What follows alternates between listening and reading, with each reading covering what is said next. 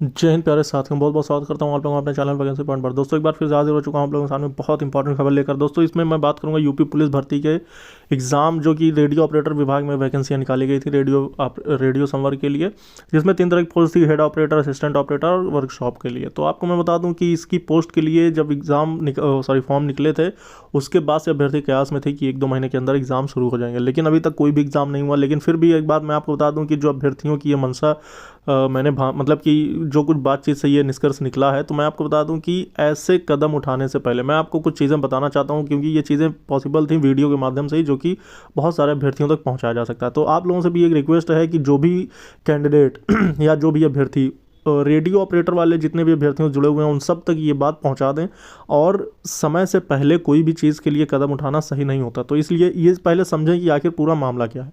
आपको बता दूं कि भर्ती बोर्ड में अभी तक रेडियो ऑपरेटर के लिए कोई भी ऐसी सूचना क्यों नहीं निकली है कि उसका एग्ज़ाम कब से कराया जाएगा।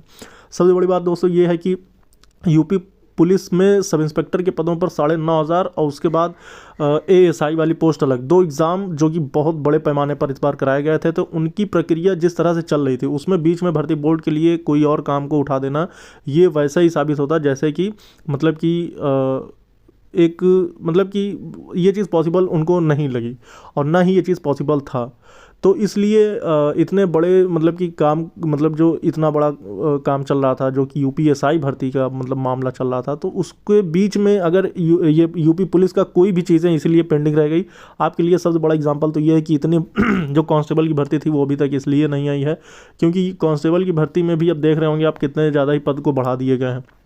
तो इसलिए सारी चीज़ें तो कुछ ना कुछ हो रही हैं, लेकिन यूपी पुलिस में रेडियो ऑपरेटर वाला एग्ज़ाम कब तक होगा ये चीज़ अभी तक क्लियर नहीं हो पाया था। लेकिन मैं आपको बता दूं कि यूपी पुलिस में ASI वाला क्लियर हो चुका है, UPSI का क्लियर हो चुका है, सारी चीज़ें बिल्कुल फाइनल डन हो चुकी हैं। अब आपको मैं ये बताने के लिए आया हूँ कि अब थोड़ा सा इंतज़ार आपको और करने की ज़रूरत है, इसलिए कि अगर आप जो ये मनसा बनाकर बैठे हैं कि जनवरी में एग्ज़ाम करा लेना चाहिए, तो अगर आप ऐसा कुछ करते भी हैं तो जनवरी में एग्ज़ाम नहीं हो पाएगा।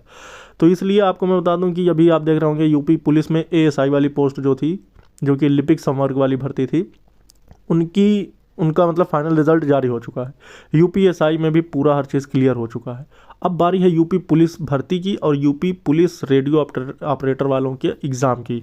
अब इसके लिए आपका पूरा हर तरह से रास्ता साफ हो चुका है। भर्ती बोर्ड पूरी तरह से अब सक्रिय हो जाएगा और आपके लिए जल्द ही आपको देखने को मिलेगा नोटिफिकेशन। इससे संबंधित भर्ती बोर्ड से मैं कुछ मालूमात हासिल करने की कोशिश करूँगा, और ये इससे संबंधित क्योंकि रेडियो संवर्ग से अभ्यर्थी जो भी जुड़े हुए हैं मुझसे बहुत ज़्यादा उम्मीद लगाए बैठे हैं, तो मैं उनकी उम्मीदों के लिए मैं इतना तो करना पड़ेगा मुझे कि मैं भर्ती बोर्ड से ये खबर ज़रूर, ये सूचना या फिर ये जानकारी प्राप्त कर सकूं कि आखिर कब तक इसके बारे में भर्ती बोर्ड में क्या मशवरा चल रहा है, या फिर इसका लेकर भर्ती बोर्ड किस प्रकार से क्या सोच रखता है, या फिर कब तक एग्ज़ाम करा लेगा।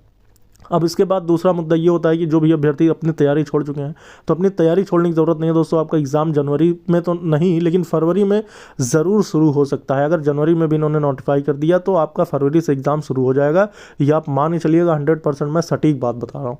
अब उसके बाद क्योंकि प्रैक्टिस आपने तो पहले करी होगी और आपने सिलेबस भी पढ़ लिया होगा, तो अब सिर्फ आपको ज़रूरत है सिर्फ प्रैक्टिस सेट सॉल्व करने की, मैथ, रीजनिंग, हिंदी और GK GS की।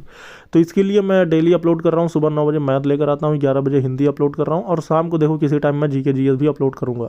तो इसलिए आप लोग लगातार इस प्रैक्टिस के लिए सिर्फ इतना आप करते रहिएगा, जो भी आपने पहले पढ़ा है उसको आपने पढ़ाई है, लेकिन अब आप इतना करते रहिए। डेली सुबह 9 बजे वाली क्लास मैथ की और 11 बजे हिंदी वाली, ये लेते रहिए। आपकी कामयाबी 90% इतना जो मैं दे रहा हूँ, इतने अगर आप करेंगे तो आपका हो जाएगा। तो आप लोग चैनल को सब्सक्राइब कर लेना, ज़्यादा से ज़्यादा सपोर्ट करें, और जो भी अपडेट निकल के आएगी आपके एग्ज़ाम से संबंधित वो भी मैं अपने चैनल पे सबसे पहले अपलोड करूँगा। ये मैं गारंटी दे रहा हूँ, क्योंकि कोई भी चीज़ की जानकारी भर्ती बोर्ड से मैं कोशिश करता हूँ कि सबसे पहले मुझे मिल सके। इस वीडियो में इतना ही दोस्तों, फिर मिलेंगे दूसरे वीडियो में नई अपडेट के साथ। जय हिंद, जय भारत।